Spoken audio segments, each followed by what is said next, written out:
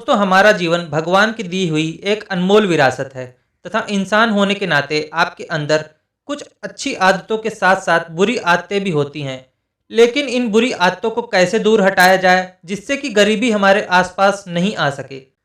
दोस्तों, अगर हम इन सभी बुरी आदतों का निवारण नहीं करेंगे तो हमारे ऊपर परेशानियों का बोझ आता रहेगा। शास्त्रों का ऐसा मानना है कि अगर हम इन 3 बुरी आदतों को सुधार लें तो गरीबी कभी भी हमारे आसपास नहीं आ सकेगी। और अगर आप जानना चाहते हैं यह 3 बुरी आदतें कौन सी हैं तो इस वीडियो को अंत तक जरूर देखें।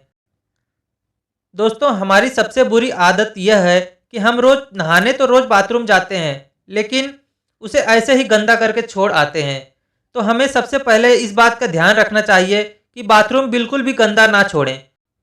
शास्त्रों के अनुसार जो व्यक्ति अपने बाथरूम की सफाई नहीं करता उसकी गरीबी कभी खत्म नहीं होती और वो हमेशा परेशान ही रहता है।